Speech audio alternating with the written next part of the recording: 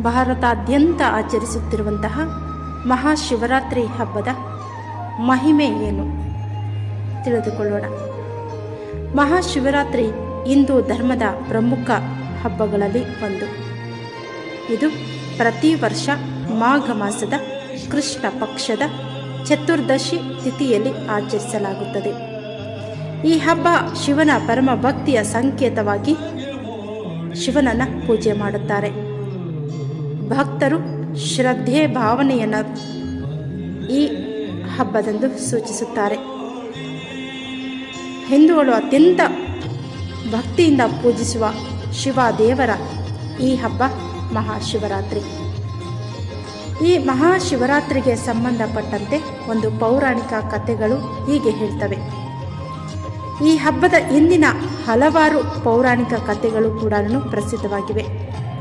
ಶಿವ ಪುರಾಣದ ಪ್ರಕಾರ ಈ ದಿನ ಶಿವ ಮತ್ತು ಪಾರ್ವತಿಯರ ವಿವಾಹ ನಡೆದ ದಿನ ಎಂದು ಹೇಳಲಾಗುತ್ತದೆ.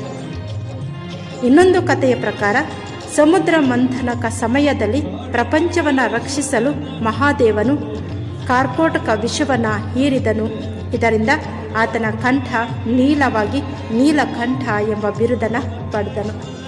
ಈ ಘಟನೆಯನ್ನು ಸ್ಮರಿಸಲು ಮಹಾಶಿವರಾತ್ರಿಯನ್ನು ಆಚರಿಸಲಾಗುತ್ತದೆ. ಇನ್ನು ಮಹಾಶಿವರಾತ್ರಿಯನ್ನು ಹೇಗೆಲ್ಲ ಆಚರಣೆ ಮಾಡ್ತಾರೆ ಅಂತ ನೋಡೋದಾದರೆ, ಮಹಾಶಿವರಾತ್ರಿ ದಿನದಲ್ಲಿ ಶಿವಭಕ್ತರು ಉಪವಾಸ ಮಾಡುತ್ತಾ ಜಾಗರಣೆಯಿಂದ ರಾತ್ರಿ ಪೂರ್ತಿ ಶಿವನ ಆರಾಧನೆ ಮಾಡುತ್ತಾರೆ. ಶಿವಲಿಂಗಕ್ಕೆ ಹಾಲು, ಬೆಲ್ಲದ ನೀರು, ಬಿಲ್ವಪತ್ರೆ, ಪುಷ್ಪಗಳನ್ನು ಅರ್ಪಿಸುತ್ತಾರೆ. ರುದ್ರಾಭಿಷೇಕ, ಮಹಾಮೃತ್ಯುಂಜಯ ಜಪ, ಶಿವನ ಆಧ್ಯಾತ್ಮಿಕ ಕಥೆಗಳ ಪಠಣ ಈ ಹಬ್ಬದ ಪ್ರಮುಖ ಆಚರಣೆಗಳಾಗಿವೆ. ಇನ್ನು ಮಹಾಶಿವರಾತ್ರಿ ಕೇವಲ ಧಾರ್ಮಿಕ ಹಬ್ಬ ಅಲ್ಲ, ಇದು ಆತ್ಮಶುದ್ಧಿ, ಸಂಯಮ, ಧ್ಯಾನ ಮತ್ತು ಭಕ್ತಿಯ ಸಂಕೇತ ಕೂಡ ಆಗಿದೆ. ಈ ದಿನ ರಾತ್ರಿ ಜಾಗರಣೆ ಮಾಡುವುದರಿಂದ ಪಾಪ ಮುಕ್ತರಾಗುತ್ತಾರೆ, ಪಾಪ ಕ್ಷಯವಾಗುತ್ತದೆ, ಮೋಕ್ಷ ಸಿದ್ಧಿಸುತ್ತದೆ ಎನ್ನುವಂತಹ ನಂಬಿಕೆ ಇದೆ. ಮಹಾಶಿವರಾತ್ರಿ ಹಬ್ಬವು ಶಿವನ ಭಕ್ತರಿಗೆ ಅಪಾರ ಶ್ರದ್ಧೆ ಮತ್ತು ಭಕ್ತಿಯನ್ನು ಮೂಡಿಸುತ್ತದೆ.